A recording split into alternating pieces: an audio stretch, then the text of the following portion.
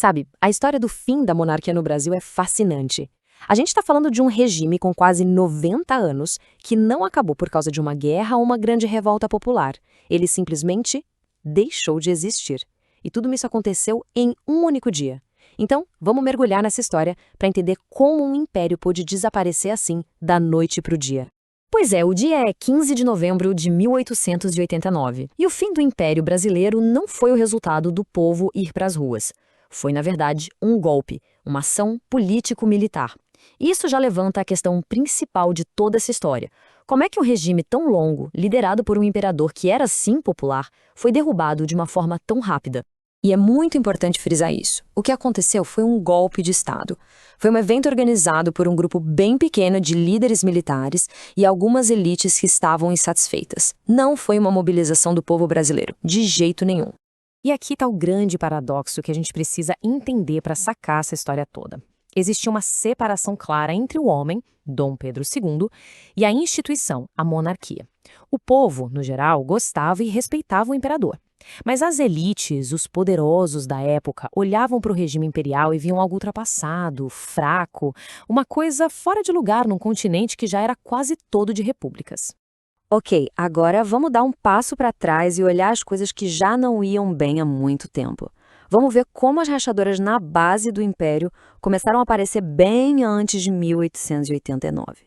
Uma das maiores preocupações, sem dúvida, era a sucessão do trono. O imperador Pedro II não tinha filhos homens vivos, o que significava que o trono, inevitavelmente, passaria para sua filha, a princesa Isabel. E o problema não era exatamente a princesa Isabel, mas sim o marido dela. O conde Deu era francês e o pessoal simplesmente não ia com a cara dele. Ele era visto como arrogante, tinha o sotaque carregado e ainda por cima era dono de cortiços e cobrava aluguéis altíssimos. O medo era real, de que, no fim das contas, um estrangeiro acabasse governando o Brasil. Então vamos pensar assim, o império se apoiava em 3 grandes pilares. E o que aconteceu foi que, um a um, esses pilares começaram a desmoronar. O primeiro pilar a ruir foi o da Igreja Católica. A Igreja sempre foi uma aliada histórica da monarquia. Mas aí veio a questão religiosa. O imperador mandou prender 2 bispos que seguiram ordens diretas do Papa sem autorização dele.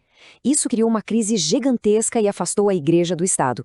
O segundo pilar, e talvez o que deu o golpe mais forte, foi o dos grandes proprietários de terra. E o estopim foi a abolição da escravatura. Em 1888, a princesa Isabel assinou a Lei Áurea. A escravidão acabou, mas os donos de escravos não receberam nenhuma indenização. O resultado?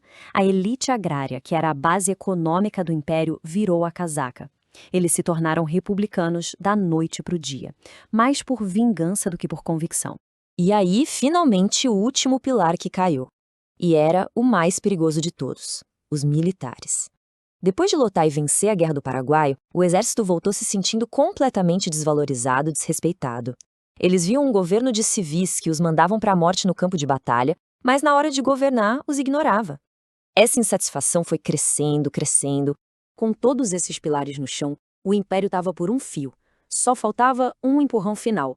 E esse empurrão veio de um líder militar que, acredite se quiser, nem queria derrubar a monarquia no começo.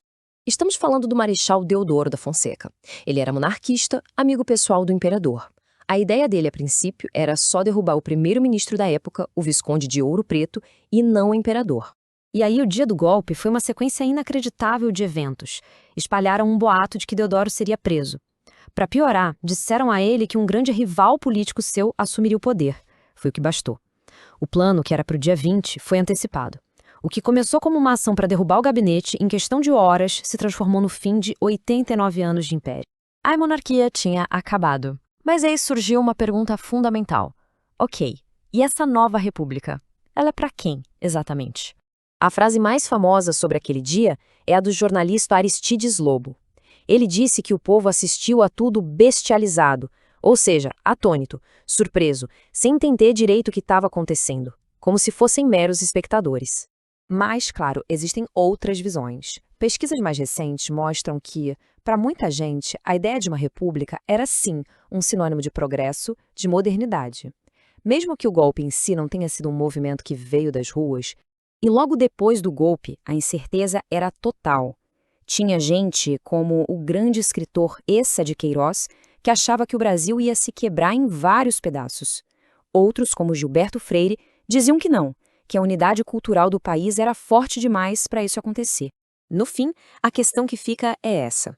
A queda do império, que foi movida por interesses de elite e pelo descontentamento militar, e não pela vontade do povo, acabou criando um padrão perigoso, um padrão de intervenção militar na política brasileira que a gente veria se repetir várias vezes ao longo do século seguinte.